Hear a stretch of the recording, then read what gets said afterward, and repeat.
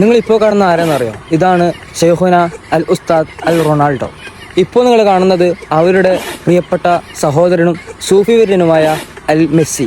ഇപ്പോൾ നിങ്ങൾ കാണുന്ന രണ്ട് പേര് അവരുടെ ഇരട്ട സഹോദരന്മാരാണ്. ഒന്ന് ഷെയ്ഖുന എംബാപ്പെ, മറ്റേത് അൽ ഉസ്താദ് നെയ്മർ. ഇങ്ങനെയായിരിക്കും ഇനി വരാൻ പോകുന്ന ലോക ഫുട്ബോൾ കാലമെന്ന് നിങ്ങൾ കണ്ടുകൊണ്ടിരിക്കുന്ന ഈ മൂന്ന് പേരും പറഞ്ഞു വെച്ചിട്ടുള്ളത്. ഇസ്ലാമികത കടത്തിവിടാൻ ഇപ്പോഴല്ല ഇസ്ലാം ശ്രമിച്ചു തുടങ്ങിയത്.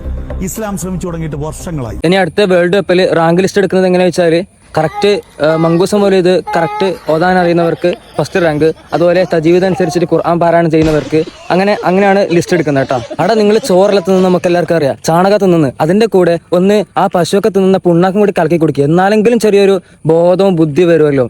എന്താടോ എങ്ങനെയെങ്കിലും മതം തലയിൽ കയറ്റിയിട്ട് വർഗീയമായിട്ട് ജനങ്ങളെ ഭിന്നിപ്പിക്കാനുള്ള ശ്രമമാണ്. അതൊന്നും ഇവിടെ വില പോയില്ലാന്ന് ഒന്ന് മനസ്സിലായിക്കോളി. പിന്നൊരു കാര്യം, ലേശം ഉൾപ്പുണ്ടെങ്കിൽ നിങ്ങൾ ആ കാടി വെള്ളം കുടിക്കായിരുന്നു. സുമേഷേ കറക്ക്, നന്നായിട്ട് കറക്ക്, നല്ല സ്പീഡിന് പോളൂ.